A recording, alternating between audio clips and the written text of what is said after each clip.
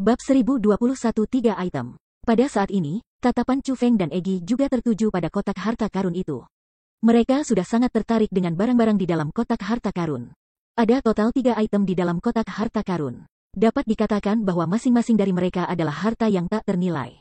Itu sangat banyak sehingga jika seseorang secara acak mengambil salah satu dari 3 item keluar, mereka akan dapat membuat pembantaian darah. Item pertama adalah buah seukuran kenari. Buah ini berwarna biru muda. Pada permukaan buah ini adalah lapisan seperti sisik. Di tengah-tengah lapisan seperti skala itu ada pola. Pola-pola itu memancarkan secercah cahaya. Selain kilau cahaya, polanya juga memancarkan aroma ringan. Aromanya tidak terlalu berat, namun, itu mengeluarkan sensasi menarik yang sulit ditolak.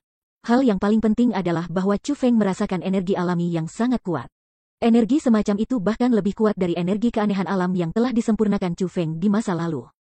Namun, buah ini jelas bukan keanehan alami. Sebaliknya, itu muncul lebih seperti buah obat biasa untuk budidaya, sumber daya budidaya biasa. Namun, energi alami yang terkandung di dalamnya benar-benar luar biasa. Orang harus mengatakan bahwa item pertama ini telah menyebabkan detak jantung Chu Feng melambat. Bukan karena Chu Feng belum pernah mengalami hal seperti itu sebelumnya, hanya saja jumlah energi yang terkandung dalam buah ini benar-benar terlalu menakutkan. Itu bahkan mungkin untuk Chu Feng membuat terobosan dari peringkat tunggal menggunakan buah itu. Egi, apakah kamu tahu apa ini? Tanya Chu Feng. Tidak ada ide. Namun, aku tahu bahwa itu adalah barang bagus yang dapat meningkatkan kultivasi kamu. Selain itu, dilihat dari penampilannya, itu terlihat seperti buah. Meskipun bentuk yang terkondensasi relatif rumit, sama sekali tidak serumit dari keanehan alam. Jika tebakan aku benar, seharusnya ada banyak buah seperti ini di sini. Sepertinya buah yang diambil dari pohon. Egi berkata sambil mengedipkan matanya yang besar. Lebih banyak dari ini, mendengar kata-kata itu, bahkan Chu Feng tidak dapat menahan diri dari menelan seteguk air liur. Jika Chu Feng ingin meningkatkan budidayanya, apa yang paling ia butuhkan? Yang paling ia butuhkan adalah sumber daya budidaya. Saat ini, hanya buah misterius ini yang menyebabkan Chu Feng menjadi emosional ini. Jika benar-benar ada lebih banyak dari jenis buah ini, lalu apa artinya bagi Chu Feng? Jika tebakanku benar, buah ini belum matang. Dapat dikatakan bahwa itu adalah buah yang belum matang. Jika setengah matang atau sepenuhnya matang, maka energi yang terkandung di dalamnya pasti akan melebihi imajinasimu bahkan lebih. Egi menambahkan dengan senyum di wajahnya. Gul, ketika dia mendengar itu, Chu Feng sekali lagi menelan seteguk air liur. Keinginan untuk mencari buah semacam ini, telah sepenuhnya ditimbulkan oleh Egi. Mungkin peta itu mungkin berisi lokasi untuk jenis buah ini. Kata Egi sambil menunjuk item kedua di kotak harta karun. Betul. Di kotak harta karun ini, item pertama adalah buah ini yang mengandung jumlah energi alami yang sangat menakjubkan. Adapun item kedua, itu adalah peta. Yah, paling tidak, itu tampak seperti peta. Itu adalah peta yang sangat kuno. Itu terbuat dari kertas kraft. Pada saat ini, itu dilipat dan ditempatkan di dalam kotak harta karun. Adapun item terakhir, itu adalah belati kecil berwarna emas yang benar-benar gelap. Tidak, menggambarkan dengan akurat, itu bukan belati. Sebaliknya, itu lebih mirip tongkat. Namun, itu bukan tongkat. Singkatnya, barang ini sangat indah. Itu mengeluarkan secercah cahaya. Selama seseorang meliriknya, orang akan bisa mengatakan bahwa itu adalah harta yang luar biasa. Namun, itu bukan senjata. Tidak ada yang tahu untuk apa itu sebenarnya. Dapat dikatakan bahwa itu adalah sebuah misteri. Chu Feng membuka kertas kraft dan menemukan bahwa itu memang peta. Selain itu, peta ini sangat rumit dan sebenarnya ada 2 versi peta di peta. Versi pertama adalah versi yang dapat dilihat semua orang. Versi ini terletak di tempat yang disebut Qianwood Mountain. Pada versi ini adalah pohon besar. Pohon besar itu dipenuhi buah-buahan yang indah. Ketika seseorang dengan cermat melihatnya, buah-buahan di pohon itu persis sama dengan buah di kotak harta karun ini. Apalagi, sebuah senjata tertancap di bawah pohon ini. Di sebelahnya ada peti harta karun yang sangat besar. Ini hanyalah petunjuk bagi semua orang bahwa ada harta di Gunung Qianwood. Tidak hanya ada banyak sumber daya budidaya, ada juga peti harta karun yang tidak diketahui dan senjata yang kuat. Ini sebenarnya Gunung Qianwood? Tidak akan pernah aku bayangkan bahwa harta karun yang dicatat dalam kotak harta karun yang aku dapatkan di lokasi yang jauh sebenarnya akan begitu dekat dengan kota asal aku.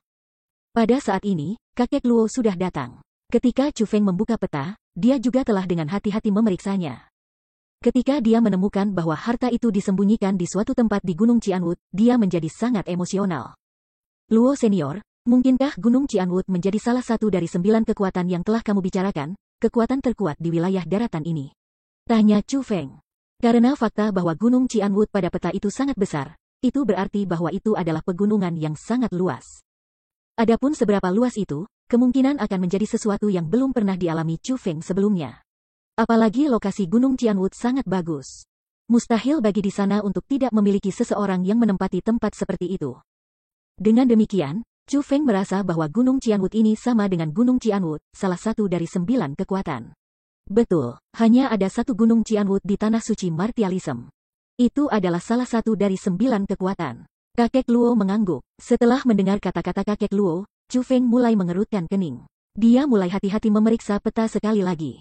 Dia menggunakan mata surganya untuk memeriksa bagian lain dari peta. Bagian ini adalah bagian yang tidak bisa dilihat kakek Luo. Itu karena ini adalah versi yang disembunyikan.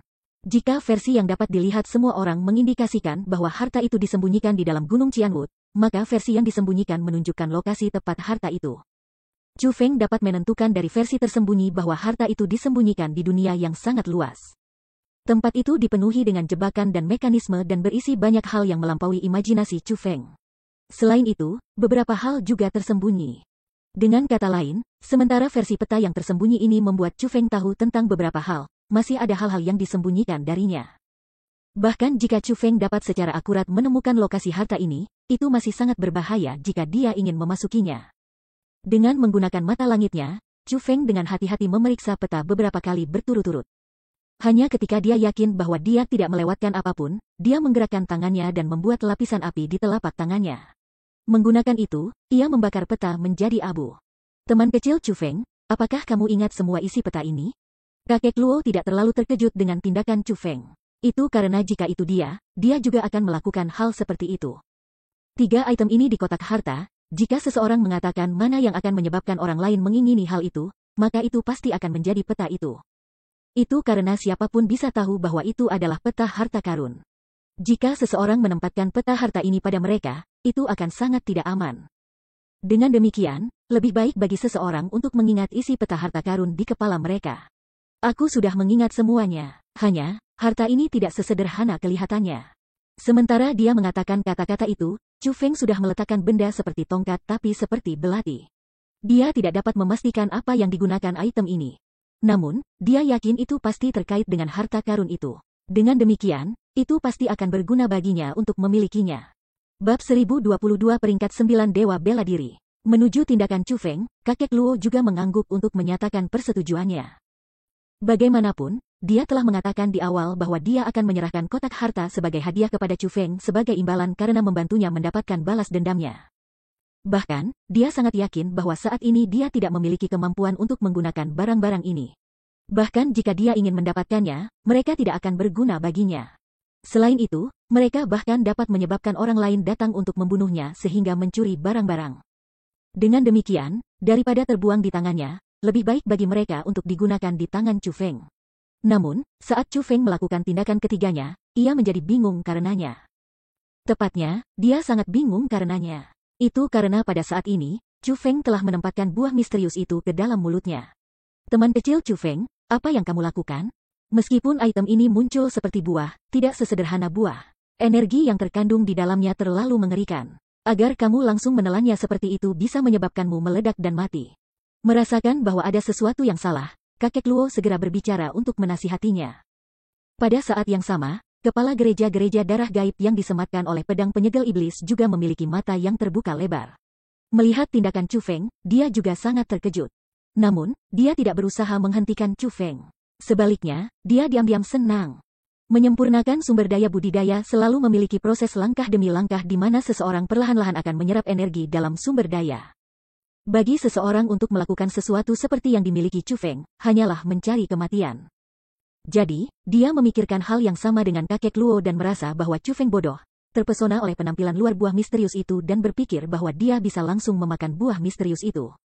Dia sedang menunggu Chu Feng untuk terus membuat kesalahan. Dia sedang menunggu Chu Feng meledak dan mati setelah memakan buah misterius itu. Begitu itu terjadi, dia akan dapat menemukan cara untuk melarikan diri. Selain itu, selain buah misterius itu, segala sesuatu yang dimiliki Chu Feng semua akan menjadi miliknya. Namun, Chu Feng secara alami akan mengecewakannya. Chu Feng tidak repot-repot menanggapi teriakan kakek Luo. Sebaliknya, ia langsung menelan buah misterius itu. Setelah itu, dia menutup matanya dan duduk di tanah dan memasuki kondisi kultivasi. Berdengung. Tidak lama setelah buah misterius itu memasuki tubuh Chu Feng, perubahan yang tidak biasa mulai muncul di tubuhnya. Lapisan energi bela diri yang kuat, seperti tornado, mulai berputar di sekitar Chu Feng dan berputar dengan cepat. Tidak hanya itu membuat pakaian yang dipakai Chu Feng bergetar, itu juga meniup kembali kakek Luo yang ada di sampingnya. Jika bukan karena Egi hadir dan membatalkan kekuatan yang ditampilkan oleh Chu Feng, energi bela diri yang kuat akan membuat kakek Luo kehilangan nyawanya. Surga? Apa yang terjadi? Kakek Luo bukan orang bodoh. Melihat perubahan yang terjadi pada Chu Feng sekarang, dia diatasi dengan kaget. Itu karena dia bisa mengatakan bahwa keadaan di mana Chu Feng berada dalam keadaan mencapai terobosan. Selain itu adalah keadaan seseorang yang segera naik ke peringkat berikutnya. Namun, dia tidak dapat memahami mengapa terobosan Chu Feng akan datang begitu cepat. Orang harus tahu bahwa pada tahap akhir kultivator mencapai, semakin lambat bagi mereka untuk mencapai terobosan. Meskipun Chu Feng bukan raja bela diri, ia masih seorang dewa bela diri. Pada tahap seperti itu, terobosan pasti tidak akan secepat itu. Orang tua kecil, kamu tidak perlu panik. Aku tahu apa yang kamu khawatirkan. Kamu khawatir buah misterius akan membahayakan Chu Feng, kan? Namun, izinkan aku untuk memberitahu kamu hal ini. Chu Feng tidak selemah yang kamu bayangkan. Meskipun buah misterius itu mengandung jumlah energi alami yang sangat kuat, itu tidak akan bisa membahayakan Chu Feng. Alih-alih, itu hanya akan membantunya. Melihat kakek Luo yang terlihat bingung sepertinya akan mengalami serangan jantung, Egi memutuskan untuk memberitahunya dengan niat baik. Apa? Ini buah misterius yang membantunya? Mendengar apa yang dikatakan Egi, kakek Luo merasa situasinya bahkan lebih tidak masuk akal. Apa yang dia katakan pada dasarnya berarti bahwa Chu Feng mampu memperbaiki buah misterius itu secara keseluruhan. Kalau tidak, bagaimana dia bisa mendapatkan energi dari buah misterius itu? Berdengung tepat pada saat ini, kekuatan bela diri yang tak terbatas yang berputar di sekitar Chu Feng tiba-tiba mulai mengembun. Pada akhirnya, seperti sungai yang mengalir terbalik, mereka semua masuk ke tubuh Chu Feng. Setelah itu, mata tertutup Chu Feng mulai terbuka. Ketika mata Chu Feng dibuka, 3 jenis kilat berkedip di matanya. Seluruh auranya menjadi sangat berbeda. Chu Feng saat ini tidak lagi memiliki budidaya peringkat 9 Martial Lord. Sebaliknya, dia telah menjadi raja bela diri. Kultivasinya sekarang menjadi peringkat 1 Martial King. Bagaimana mungkin? Ini tidak mungkin. Tidak hanya kamu benar-benar memperbaiki buah misterius itu, kamu benar-benar berhasil meningkatkan budidaya kamu dengan itu? Mustahil. Ini sama sekali bukan sesuatu yang bisa dilakukan manusia. Apa sebenarnya kamu? Apa yang kamu? Setelah menemukan bahwa Chu Feng tidak hanya baik-baik saja, dia benar-benar berhasil mencapai terobosan, kepala gereja-gereja darah gaib menjadi panik. Dia tidak bisa menerima kebenaran. Teman kecil Chu Feng, kamu sudah berhasil menembus panggung Martial King? Sebenarnya, bahkan kakek Luo memiliki ekspresi kaget. Meskipun dia tidak lagi bisa merasakan kultivasi Chu Feng, dia bisa menentukan tahap kultivasi yang dimiliki Chu Feng melalui kekuatan yang dia tampilkan. Melihat ini, Chu Feng ringan tersenyum dan melepas Thunder Armor yang dia kenakan. Kultivasinya turun kembali ke peringkat 9 Martial Lord. Baru kemudian ia berkata, Senior Luo, sebelumnya junior ini memang berhasil mencapai terobosan. Namun, aku belum menembus ke tahap Martial King. Sebaliknya, aku mencapai terobosan dari peringkat 8 Martial Lord ke peringkat 9 Martial Lord. Adapun budidaya tahap Martial King peringkat 1 dari sebelumnya, itu disebabkan oleh metode khusus aku. Ketika aku menggunakan Thunder Armor aku dapat meningkatkan kultivasi aku dengan 1 peringkat. Meskipun aku hanya peringkat 9 Martial Lord, selama aku menggunakan Thunder Armor ini, aku akan langsung mencapai peringkat 1 Martial King. Teman kecil Chu Feng benar-benar jenius luar biasa, benar-benar jenius luar biasa. Setelah mendengar apa yang dikatakan Chu Feng, tatapan yang kakek Luo tatap ke Chu Feng menjadi semakin rumit. Dapat dikatakan bahwa tatapannya dipenuhi dengan kejutan dan kekaguman. Dia menyadari betapa kuatnya Chu Feng dan tahu bahwa Chu Feng jelas bukan orang biasa. Sebaliknya, dia adalah seorang jenius kultivasi. Kalau tidak mungkin baginya untuk memiliki keterampilan dan kemampuan luar biasa seperti itu. Senior Luo, junior ini sudah menerima penghargaan yang kamu janjikan padaku. Dengan demikian, junior ini harus membantu kamu menyelesaikan tugas yang aku terima. Saat Chu Feng mengatakan kata-kata itu, dia mengangkat telapak tangannya dan menghancurkan kotak harta karun yang berisi 3 item menjadi debu. Sebelum kotak harta ini dibuka, itu bisa dikatakan sebagai benda yang tidak bisa dihancurkan dan misterius. Namun, setelah dibuka, itu menjadi barang biasa tanpa penggunaan.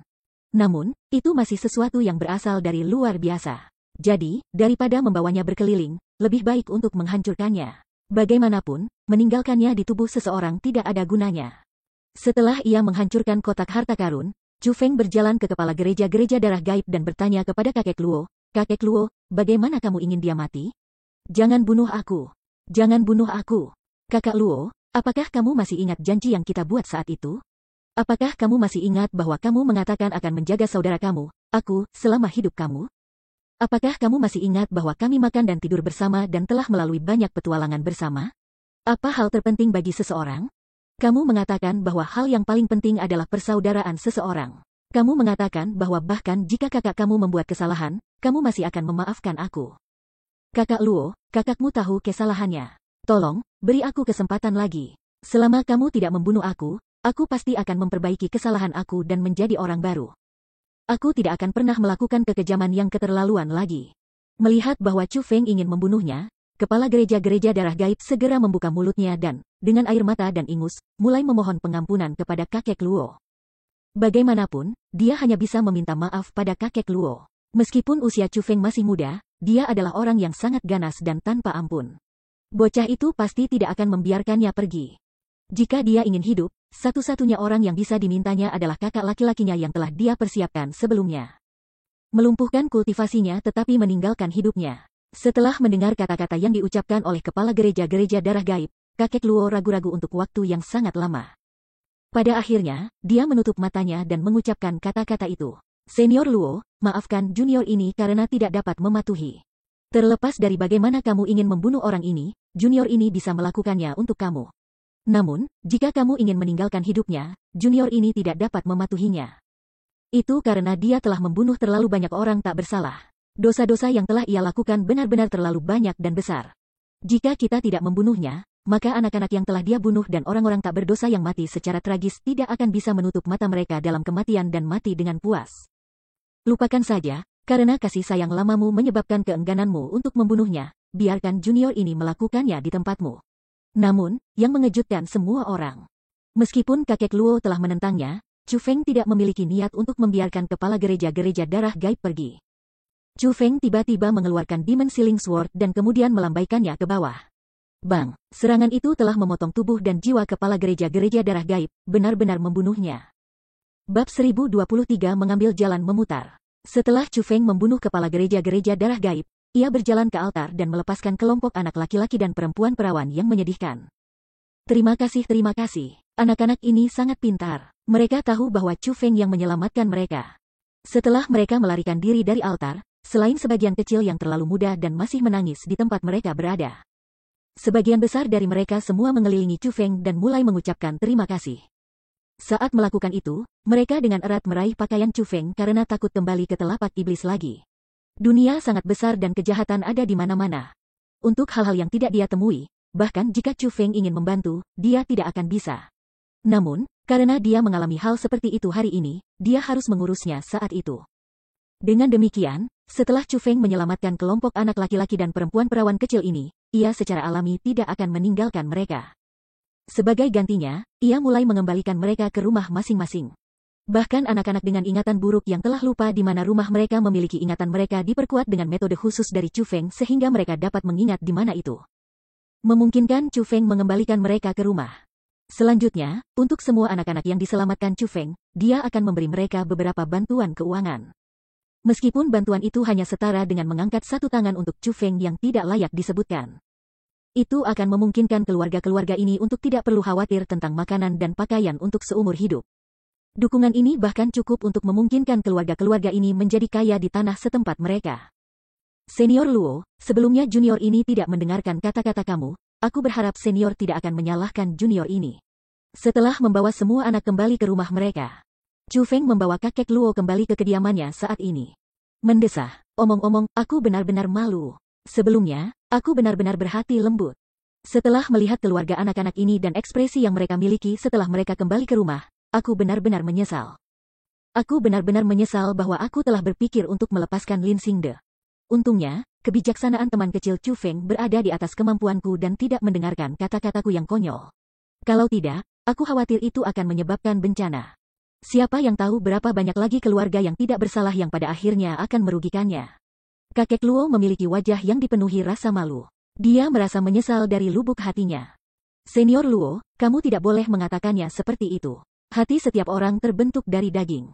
Karena kamu begitu baik hati, tidak dapat dihindari bahwa kamu akan bingung dengan kata-kata kepala gereja-gereja darah gaib itu. Chu Feng tidak ingin membuat hal-hal terlalu sulit untuk kakek Luo. Karena itu, dia tersenyum ketika menghiburnya. Namun, kakek Luo adalah orang yang berpengalaman dan tentu saja tahu betul kesalahannya.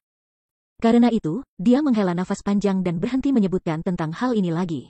Sebaliknya, dia bertanya, teman kecil Chu Feng, apa rencanamu untuk saat ini? Bisakah kamu berniat pergi ke Gunung Qianwu? Luo senior, jujur ayuro saja, kemampuan junior ini agak istimewa dan sangat mirip dengan mereka yang memiliki garis keturunan-keturunan. Kecepatan peningkatan kultivasi aku terkait erat dengan sumber daya kultivasi. Jadi, harta itu sangat penting bagi aku dan aku harus melakukan perjalanan ke Gunung Qianwu. Chu Feng tidak menyembunyikan niatnya dari kakek Luo. Chu Feng, apakah kamu akrab dengan Gunung Qianwu? Tanya kakek Luo. Tidak, Chu Feng menggelengkan kepalanya. Baru setelah dia tiba di tanah suci bela diri, dia mendengar tentang Gunung Qianwu. Dia hanya tahu bahwa Gunung Qianwu sama dengan sekte tanah terkutuk dan dipimpin oleh ahli tingkat kaisar bela diri dan dikenal sebagai salah satu dari 9 kekuatan. Salah satu dari beberapa kekuatan paling kuat di tanah suci martialism. Gunung Qianwu memiliki lebih dari 1 miliar murid eksternal. Adapun murid internal mereka, ada beberapa puluh juta. Bahkan murid inti itu, yang dianggap elit, dikatakan berjumlah 1 juta. Apalagi, ini hanya jumlah murid. Di Gunung Qianwu, semua yang berusia lebih dari 50 tahun tidak akan dikenal sebagai murid lagi. Sebaliknya, mereka akan menjadi tetua. Karena Gunung Qianwu sangat kuno, kekuasaan dan memiliki kemampuan khusus untuk memperpanjang hidup mereka, jumlah tetua di Gunung Qianwu beberapa kali lipat dari para murid.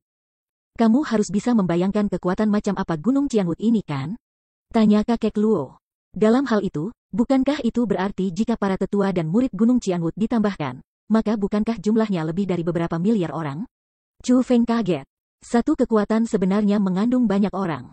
Selain itu, talenta pasti akan disaring melalui banyak lapisan sebelum seseorang bisa memasuki Gunung Qianwu. Karena ada sebanyak ini orang bahkan setelah seleksi ketat, itu benar-benar mencengangkan. Kekuatan puncak tanah suci martialisme benar-benar melampaui imajinasi seseorang. Beberapa miliar, aku khawatir itu hanya perkiraan yang konservatif. Tanpa menyebutkan jumlah orang yang dikandungnya, Gunung Qianwu memiliki ahli seperti awan di langit. Ini jelas bukan sesuatu yang bisa dibandingkan dengan kekuatan kecil seperti gereja darah gaib. Jika kamu benar-benar ingin membandingkan mereka, maka gereja darah gaib akan menjadi parit kecil dengan ikan kecil dan udang. Adapun Gunung Qianwu, itu akan menjadi lautan luas yang tidak bisa dilihat orang di dasarnya.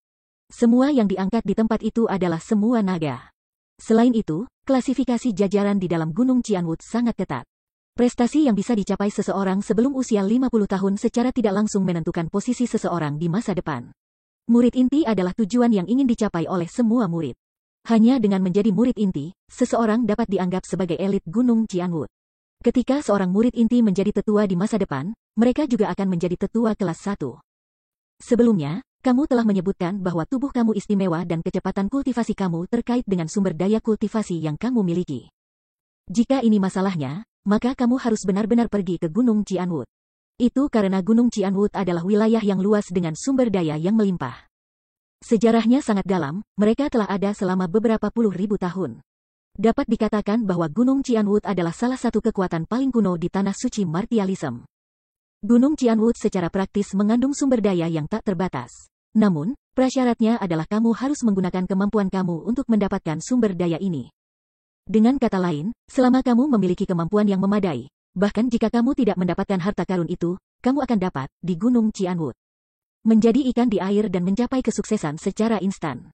Kata kakek Luo, sungguh, benar-benar ada banyak sumber daya kultivasi di sana? Chu Feng terkejut, itu karena kata-kata yang diucapkan oleh kakek Luo sepertinya bukan lelucon sama sekali. Namun, jumlah sumber daya budidaya yang dibutuhkan Chu Feng benar-benar sangat besar. Itulah alasan mengapa dia sangat terkejut. Kekuatan itu dipimpin oleh kaisar bela diri, yang di antara mereka akan sederhana. Chu Feng, apakah kamu tahu apa Martial Emperor? Mereka adalah orang-orang yang berdiri di puncak dunia kultivasi. Mereka adalah eksistensi yang berisi kekuatan bela diri tingkat kaisar. Tanah suci martialisme seluas ini, karakter seperti apa yang tidak dimilikinya? Tanpa menyebutkan tentang badan suci yang diberikan oleh surga, keempat klan kekaisaran adalah orang-orang yang semuanya memiliki garis keturunan imperial. Namun, pada akhirnya, berapa banyak di antara mereka yang mampu menjadi kaisar bela diri? Aku khawatir bahwa tidak akan ada kaisar bela diri tunggal dalam beberapa ribu tahun akan sangat sulit didapat, kata kakek Luo dengan sangat serius. Memang, mendengar kata-kata itu, Chu Feng juga mengangguk setuju. Dari perkataan kakek Luo, Chu Feng dapat menyimpulkan bahwa meskipun tanah suci bela diri memiliki para ahli di tingkat kaisar bela diri, mereka adalah makhluk yang sangat langka. Keberadaan puncak yang semua orang lihat. Kaisar bela diri, bahkan di tanah suci bela diri, adalah legenda. Sebenarnya, dengan kemampuanmu, tidak akan sulit bagimu untuk langsung menjadi murid inti setelah memasuki Gunung Qianwut. Namun, Gunung Qianwut adalah tempat dengan pertengkaran juga. Jumlah ahli di sana benar-benar banyak. Selain itu, jumlah orang dengan latar belakang yang luas juga tidak terhitung. Aku takut tidak peduli seberapa hebat bakatmu, kamu kemungkinan tidak akan dapat memperoleh pertimbangan khusus dari Gunung Qianwut. Itu karena tempat itu tidak kekurangan jenius sama sekali. Sejauh yang aku tahu, Gunung Qianwut mengandung cukup banyak badan suci. Adapun orang yang memiliki kemampuan khusus seperti kamu, mereka bahkan lebih banyak.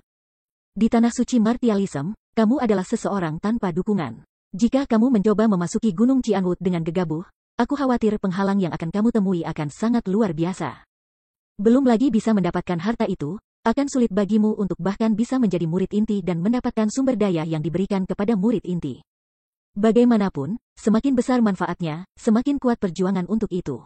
Demi keuntungan mereka sendiri, para murid inti itu akan menggunakan segala macam metode dan bahkan memanfaatkan kekuatan keluarga mereka. Tanpa dukungan dalam jumlah tertentu, sangat sulit bagi seseorang untuk bisa bertahan di sana. Kata kakek Luo. Luo senior, dalam hal ini, apakah kamu punya saran? Chu Feng telah menyadari betapa luar biasanya Gunung Qianwut. Namun, ia juga bisa mengatakan bahwa, dengan pengalaman dan pengetahuan kakek Luo yang luas, ia harus memiliki saran untuknya. Kalau tidak, dia tidak akan mengatakan semua ini kepada Chu Feng. Sebenarnya, aku ingin kamu mengambil jalan memutar, kata kakek Luo. Bab 1024 memasuki hutan Qianwut Selatan terlebih dahulu. Memutar, Chu Feng bingung dengan apa yang dikatakan kakek Luo.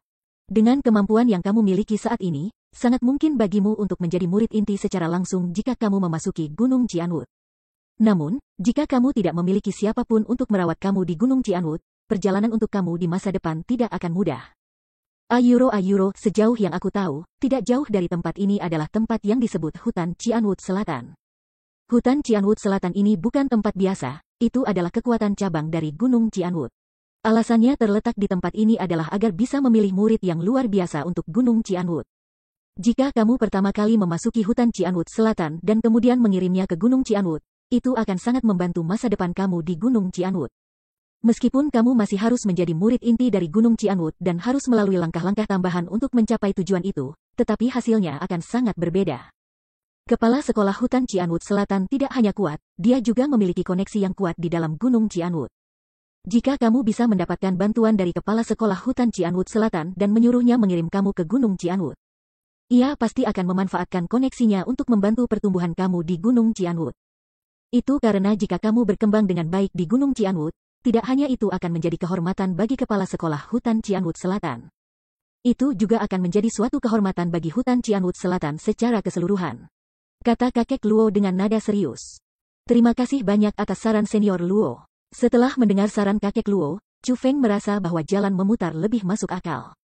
Meskipun memasuki hutan Qianwut Selatan memang mengambil jalan memutar, jika dia benar-benar dapat memperoleh bantuan dari itu, dan bahkan jika dia mengambil lebih banyak jalan memutar, itu juga akan sia-sia. Setelah dia membuat keputusan, Chu Feng tidak repot menunggu. Setelah membawa kakek Luo pulang, dia langsung menuju hutan Qianwut Selatan. Hutan Qianwut Selatan tidak jauh dari tempatnya. Jadi, Chu Feng hanya menghabiskan 1 hari sebelum dia tiba di hutan Qianwut Selatan. Hanya, setelah Chu Feng tiba di hutan Qianwut Selatan, dia dikejutkan oleh hutan tak terbatas yang dibentuk oleh pohon-pohon besar yang mencapai ke langit. Tanah suci martialisme memang luar biasa. Bahkan pohon-pohon di sini dapat tumbuh sejauh ini. Agar hutan Qianwut Selatan sudah seperti ini, aku benar-benar bertanya-tanya seberapa menakjubkannya Gunung Qianwut. Sambil berdiri di luar hutan Qianwut Selatan, Chu Feng sudah mulai merasa bersemangat. Lagi pula, dengan hutan Qianwut Selatan sudah seperti ini, dia bisa membayangkan dengan tepat betapa megahnya Gunung Qianwut. Gunung Qianwu jelas merupakan kekuatan yang melampaui imajinasi Chu Feng. Pada saat yang sama, hanya kekuatan seperti itu yang memiliki persyaratan untuk Chu Feng untuk menjadi muridnya dan belajar darinya kultivasi baru. Chu Feng tahu betul bahwa terlepas dari betapa mengesankannya dia di wilayah Laut Timur, karena dia telah datang ke tanah suci martialisme, itu berarti bahwa setiap orang harus memulai lagi. Dengan demikian, kerangka pikirnya sangat tinggi. Dia sudah membuang kemuliaan yang telah diperolehnya di masa lalu dan, dengan sikap menjelajah tanah baru untuk pertama kalinya, berjalan ke tanah suci bela diri.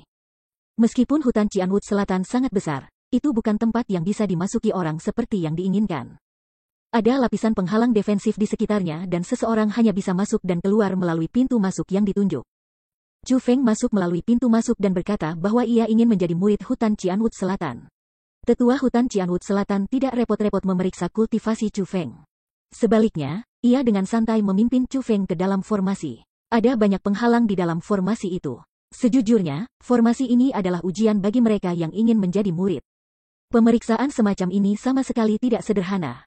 Itu akhirnya membingungkan banyak orang dan menyebabkan banyak orang yang tiba dengan harapan menjadi murid ditolak. Dikunci di luar dan akhirnya meninggalkan tempat ini karena kegagalan mereka untuk lulus ujian.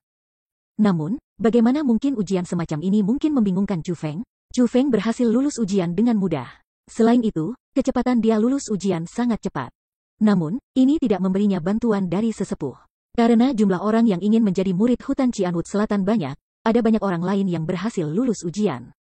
Seperti orang lain yang lulus ujian, Chu Feng akhirnya harus mengambil lebih banyak ujian setelah itu. Ujian pertama menguji kekuatan dan kemampuan seseorang. Adapun ujian berikut, itu adalah audit latar belakang peserta. Ketika tiba saatnya bagi mereka untuk menanyai Chu Feng telah merenungkan untuk waktu yang lama tetapi tidak dapat memikirkan nama untuk tempat asalnya. Karena itu, dia akhirnya memberitahu sesepuh bahwa dia telah tiba dari wilayah Laut Selatan. Setelah mendengar tanggapan Chu Feng, tetua itu agak terperangah dan memandang beberapa kali pada Chu Feng. Namun, dia tidak repot-repot mengatakan banyak dan langsung memberi Chu Feng plat identitasnya serta pakaian murid dan kemudian membawanya ke halaman. Ada banyak bangunan di halaman ini. Namun, tidak satu pun dari mereka yang luas dan luar biasa. Dapat dikatakan bahwa, jika dibandingkan dengan bangunan lain, bangunan di sini tampak agak sederhana dan kasar. Baru kemudian Chu Feng mengetahui bahwa ini adalah tempat bagi orang-orang yang datang dari luar tanah suci martialisme untuk hidup. Orang-orang yang tinggal di halaman ini sebenarnya semua berasal dari wilayah Laut Selatan. Setelah mendengar ini, Chu Feng tampaknya mengerti mengapa dia akhirnya menemukan formasi hebat setelah keluar dari jalan surgawi. Ternyata formasi hebat itu sebenarnya adalah sesuatu yang dibentuk oleh hutan Qianwu Selatan. Tujuan dari formasi hebat itu adalah agar mereka dapat menguji orang-orang yang telah tiba di tanah suci martialisme melalui jalan keluar dari jalan surgawi. Namun, tampaknya Chu Feng datang terlambat. Dengan demikian, ketika dia tiba melalui pintu keluar jalan surgawi, orang-orang dari hutan Qianwu Selatan yang bertugas menyambut mereka sudah pergi. Satu-satunya hal yang menantinya adalah formasi yang digunakan untuk mengujinya. Waktu berlalu dengan cepat. Dalam sekejap mata, langit telah gelap. Selain itu, perawatan untuk Chu Feng dan mereka tampaknya sangat buruk.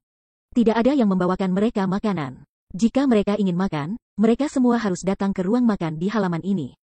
Setelah dia tiba di ruang makan, Chu Feng akhirnya bertemu dengan orang-orang ini dari wilayah Laut Selatan. Benar-benar ada sekelompok besar orang yang telah tiba dari wilayah Laut Selatan. Paling tidak, jumlah orang sebelum Chu Feng sekarang berjumlah hampir 100. Mereka semua adalah anak muda. Yang termuda di antara mereka memiliki usia yang mirip dengan Chu Feng. Adapun yang tertua, mereka tidak lebih dari 30. Alasan mengapa mereka semua adalah anak muda seharusnya karena hutan Qianwu Selatan hanya menerima orang muda sebagai murid. Namun, terlepas dari itu, karena ada banyak orang yang melewati jalan surgawi dari wilayah Laut Selatan adalah kejutan besar bagi Chu Feng. Itu karena dia menemukan bahwa budidaya orang-orang ini pada umumnya tidak kuat. Mayoritas dari mereka adalah orang-orang dari surga. Yang terkuat di antara mereka hanya peringkat 4 Martial Lord. Dengan budidaya semacam ini, jika dibandingkan dengan para jenius puncak wilayah Laut Timur, mereka benar-benar kurang. Ada sedikit kebutuhan untuk menyebutkan bagaimana mereka akan dibandingkan dengan orang-orang dari generasi yang sama dari tanah suci martialism. Pada saat ini, Chu Feng tampaknya menyadari mengapa orang-orang dari wilayah Laut Selatan menerima perlakuan buruk dari hutan Qianwu Selatan. Terus terang, itu hanya karena bakat mereka terlalu buruk. Di dunia ini di mana yang kuat adalah penguasa, kekuatan seseorang menentukan perlakuan seseorang. Ini adalah hukum dunia. Saudaraku, mengapa aku belum pernah melihatmu sebelumnya? Apakah kamu juga datang dari daerah Laut Selatan? Tidak lama setelah Chu Feng duduk, ketika ia bersiap untuk makan, seorang pria berusia awal 20-an yang tidak memiliki ketinggian atau penampilan tetapi memiliki senyum yang cerah di wajahnya. Di sebelah Chu Feng, nama aku Chu Feng. Chu Feng dengan sopan mengangguk kepada pria ini. Jadi itu adalah saudara Chu Feng. Aku Li Lei. Aku awalnya adalah murid inti dari Thunder Soul Sect. Namun, aku sekarang adalah murid dari hutan Qianwood Selatan. Pria bernama Li Lei melihat bahwa Chu Feng tidak menanggapi pertanyaannya, jadi dia tidak repot-repot bertanya dan malah mulai memperkenalkan diri dengan senyum lebar di wajahnya. Bab 1025 Abun di Kukus Terbang Besar. Li Lei ini adalah orang yang senang berbicara. Dia sangat antusias dan juga individu yang bijaksana. Apapun yang dia tanyakan kepada Chu Feng, selama Chu Feng tidak mau menjawab, dia sama sekali tidak akan bertanya lagi. Pada akhirnya, dia berhenti mengajukan pertanyaan Chu Feng dan bukannya mulai berbicara tentang kisah-kisah tentang dirinya dengan semangat tinggi. Chu Feng sangat pandai membedakan apa yang seseorang pikirkan berdasarkan bahasa tubuh mereka. Dia bisa mengatakan bahwa Li Lei ini adalah orang yang sangat antusias.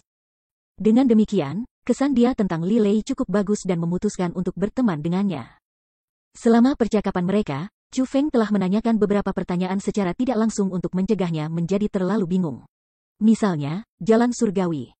Ketika Chu Feng memasuki Jalan Surgawi, mereka yang mengikutinya semua ahli wilayah Laut Timur. Bahkan ada ahli tingkat Martial King di antara mereka. Dibandingkan dengan kelompok orang dari wilayah Laut Selatan ini, mereka berkali-kali lebih kuat dari mereka.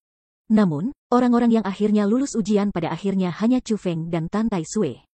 Itu sangat banyak sehingga jika monyet tua tidak berangkat untuk menyelamatkan mereka dan memiliki penjaga tingkat kaisar bela diri wilayah muncul di depan mereka, maka bahkan Chu Feng dan Tan Tai Sui akan kehilangan nyawa mereka di Jalan Surgawi. Dari ini, orang bisa membayangkan betapa sulitnya melewati Jalan Surgawi. Dengan demikian, Chu Feng tidak dapat memahami bagaimana orang-orang dari wilayah Laut Selatan ini berhasil melewati Jalan Surgawi yang begitu sulit. Mungkinkah mereka memiliki semacam trik rahasia? Setelah melakukan penyelidikan diam-diam dengan Li Lei, Chu Feng akhirnya mengerti alasannya. Ternyata bukan karena Li Lei dan mereka memiliki trik rahasia untuk melewati Jalan Surgawi. Sebaliknya Jalan Surga wilayah Laut Selatan benar-benar berbeda dari Jalan Surgawi wilayah Laut Timur. Paling tidak, cobaan yang harus dilalui seseorang dalam Jalan Surgawi benar-benar berbeda. Di wilayah Laut Selatan, Jalan Surgawi dikatakan ajaib dan legenda. Namun, cobaan yang akan diterima seseorang setelah memasuki Jalan Surgawi sangat sederhana. Secara praktis, selama seseorang memiliki kultivasi alam surga, ia akan dapat dengan mudah melewati Jalan Surgawi. Dengan demikian, bagi Li Lei dan mereka, praktis semua yang telah memasuki Jalan Surgawi berhasil melewatinya. Tidak seorang pun meninggal dalam perjalanan. Selain itu, Chu Feng juga memahami bahwa ahli tingkat puncak wilayah Laut Selatan hanyalah Raja Bela Diri. Di wilayah Laut Selatan, orang yang dikenal sebagai ahli puncak nomor 1 sebenarnya hanya peringkat 2 Raja Bela Diri. Peringkat 2 Martial King, meskipun Chu Feng saat ini hanya peringkat 9 Martial Lord, itu sangat mudah baginya untuk mengurus peringkat 2 Martial King biasa. Namun, peringkat 2 Martial King itu sebenarnya adalah pakar nomor 1 di wilayah Laut Selatan. Selain itu, ia adalah ahli terkuat yang pernah ada di wilayah Laut Selatan dalam 1000 tahun terakhir. Dari sini, akan terlihat bahwa tidak hanya Jalan Surgawi wilayah Laut Selatan yang jauh lebih mudah dilewati daripada Jalan Langit kawasan Laut Timur, para pembudidaya di wilayah Laut Selatan. Jika dibandingkan dengan mereka yang memiliki wilayah Laut Timur, jauh lebih lemah. Boom! Tepat pada saat Chu Feng dan Li Lei mengobrol dengan riang, ledakan tiba-tiba terdengar di ruang makan. Ketika mereka mengarahkan pandangan mereka ke sumber, mereka menemukan itu sebenarnya adalah meja yang hancur. Adapun orang yang menghancurkan meja, itu adalah pria berpakaian putih. Pria berpakaian putih ini memiliki kultivasi yang cukup baik. Dia adalah peringkat 4 Martial Lord. Di antara orang-orang wilayah Laut Selatan ini, ia bisa dikatakan salah satu yang terkuat. Meja sebelumnya hancur olehnya. Orang lain terlempar ke tanah oleh kekuatan yang menindas yang ditampilkannya. Namun, pada saat ini, pria berpakaian putih ini tidak mau memaafkan orang itu. Dia menunjuk ke orang itu di lantai dan memarahinya dengan suara keras. Persetan denganmu, sudah berapa tahun sejak terakhir kali kamu makan? Apakah kamu reinkarnasi hantu yang mati kelaparan? Aku sudah bilang untuk berhenti membuat keributan saat kamu makan berkali-kali, tapi kamu tidak mau mendengarkan. Ini hanya makanan sialan, namun kamu memakannya bahkan lebih riang daripada babi, lebih bahagia dari anjing. Kamu dan suara menjijikkan kamu. Apakah kamu mencoba untuk tidak membiarkan ayah kamu, aku, makan? Kakak Senlang, aku minta maaf, aku minta maaf. Aku benar-benar tidak sengaja melakukannya. Hanya saja aku menjadi terbiasa membuat suara ini karena tidak ada yang mengatakan kepada aku bahwa aku berisik ketika makan di masa lalu. Bagi kamu untuk memberitahu aku tentang hal ini hari ini, aku tidak dapat segera mengubah cara aku makan. Aku benar-benar tidak mencoba untuk mempengaruhi makan kamu dengan sengaja. Orang itu yang terbentur ke tanah buru-buru naik kembali. Namun, dia tidak berani berdiri. Sebagai gantinya, dia berlutut ke tanah dan mulai bersujud kepada pria itu dengan nama Shen Lang untuk meminta maaf. Kamu bilang tidak bisa mengubahnya, benar kan? Bahkan jika kamu tidak dapat mengubahnya, kamu masih harus mengubahnya. Kalau tidak, tahukah kamu betapa memalukannya bagi kita di wilayah Laut Selatan? Kamu akan kehilangan muka semua orang di sini. Kita masing-masing di sini akan menjadi kepala lebih pendek dan kelas lebih rendah daripada yang lain karena kamu. Shen Lang berteriak dengan keras. Kakak Shen Lang, kamu bisa tenang. Aku pasti akan mengubah kebiasaan aku ini, aku pasti akan mengubahnya. Pria itu jelas sangat ketakutan. Dia tidak berani menyangkal memarahi Shen Lang itu sedikit pun. Tentu saja kamu harus mengubahnya. Namun, aku ingin kamu segera mengubahnya. Ayo, makan ini. Shen Lang membuka telapak tangannya dan menyedot piring yang berserakan ke lantai ke tangannya. Setelah itu, dia dengan paksa mendorong mereka ke mulut pria itu dan memaki, makanlah. Tubuh lelaki itu sedikit menggigil. Bahkan air matanya muncul. Namun, dia tidak berani menolak. Dia hanya bisa membiarkan dirinya, sebelum semua orang yang hadir, berlutut di tanah, menanggung penghinaan dan melanjutkan untuk mengunyah makanan yang dipaksa Shen Lang ke dalam mulutnya. Menamparkan. Namun, siapa yang akan mengira itu setelah pria itu mengunyah beberapa kali, Shen Lang segera memberinya tamparan ke wajah, membuatnya jatuh ke tanah. Kekuatan yang kuat di balik tamparan itu tidak hanya menyebabkan pria itu memuntahkan makanan di mulutnya, itu juga menyebabkan dia memuntahkan darah bersama dengan makanan. Aku sudah bilang untuk berhenti membuat suara, apakah kamu tuli atau apa? Pergi dan makan makanan itu di lantai. Ingat, jangan bersuara berisik saat makan itu. Jika kamu membuat suara lagi, aku akan memberi kamu pemukulan lagi. Caci Shen Lang sambil menunjuk tumpukan makanan di tanah yang dikunyah beberapa kali, mengandung darah dan tampak sangat menjijikan. Menjelang adegan ini, banyak orang memiliki senyum dingin ketika mereka menonton. Mereka semua memiliki ekspresi penonton yang menikmati pertunjukan. Bahkan jika ada orang yang tidak senang dengan apa yang terjadi, tidak ada yang berani menunjukkan ketidaksenangan mereka. Sebagai gantinya, mereka terus memikirkan urusan mereka sendiri dan makan makanan mereka sendiri karena mereka tidak sanggup menyaksikan adegan lelaki itu diintimidasi oleh Shen Lang. Shen Lang itu benar-benar terkutuk. Bukankah itu hanya karena kekuatannya sedikit lebih kuat? Tidak perlu baginya untuk sejauh ini dengan menggertak seseorang. Li Lei yang berada di samping Chu Feng tidak dapat menahan dirinya dan menggumamkan kemarahannya dengan lembut. Dia sangat jijik dengan tindakan Shen Lang. Namun, karena dia hanya seorang kultivator surga alam peringkat 9, dia tidak berani melangkah maju untuk melakukan apapun. Yang bisa dia lakukan adalah bergumam dengan suara rendah ketidaksenangannya di samping Chu Feng. Li Lei, apa pendapatmu tentang roti kukus ini? Tiba-tiba, Chu Feng mengambil roti kukus besar yang terlihat gurih. Roti kukus itu cukup baik. Itu terbuat dari bahan makanan khusus dan juga mengandung obat-obatan yang bermanfaat bagi tubuh seseorang. Meskipun tampak seperti roti kukus biasa, nilai nutrisi yang terkandung di dalamnya agak luar biasa. Ini jelas bukan sesuatu yang bisa dilakukan orang biasa. Paling tidak, itu adalah sesuatu yang membutuhkan setidaknya hanya seorang spiritualis dunia dengan jubah emas untuk membuatnya. Kita harus mengakui bahwa hutan Cianwood Selatan ini benar-benar kekuatan besar yang luar biasa. Bahkan para murid seperti kita untuk bisa makan makanan seperti itu benar-benar pengeluaran kekayaan yang luar biasa. Kata Li Lei dengan sangat sungguh-sungguh. Sementara dia mengucapkan kata-kata itu, Li Lei bahkan memiliki jejak ekspresi terhormat di wajahnya. Dia merasa terhormat bisa menjadi murid kekuatan seperti hutan Cianwood Selatan. Apoh, Chu Feng sedikit tersenyum melihat evaluasi Li Lei. Setelah itu, dia membuka mulutnya dan segumpal besar dahak lengket diludahi ke roti kukus. Dia kemudian bertanya lagi, bagaimana dengan sekarang? Kakak Chu Feng, kamu. Li Lei benar-benar terkejut dengan tindakan Chu Feng. Dia merasa sangat bingung. Melihat reaksi kaget Li Lei, Chu Feng hanya tersenyum sekali lagi. Dia kemudian mengayunkan tangannya kembali dan melakukan tindakan yang mencengangkan. Tangannya melambai, roti kukus di tangannya terlempar keluar. Selain itu, orang yang ditembakannya adalah Shen Lang. Kecepatan lemparan Chu Feng tidak terlalu cepat. Dapat dikatakan bahwa ia telah menarik perhatian banyak orang. Namun, tersembunyi di balik lemparannya adalah teknik yang mendalam. Praktis pada saat semua orang menemukan ada roti kukus terbang di atas, pada saat itu Shen Lang menemukan bahwa ada sesuatu yang salah dan berencana untuk menghindar. Roti kukus itu mulai berakselerasi dengan anehnya. Setelah itu, sebuah pemandangan yang menakjubkan muncul. Sebuah roti kukus besar ditutupi dengan dahak lengket, di depan mata semua orang, mendarat di wajah Shen Lang dengan jujur. Meskipun roti kukus ini tampaknya lunak, itu bahkan lebih sulit daripada besi setelah dibuang oleh Chu Feng. Ketika mendarat di wajah Shen Lang, itu menimbulkan ledakan keras, yang menyebabkan Shen Lang menjerit, "Oh, kesakitan."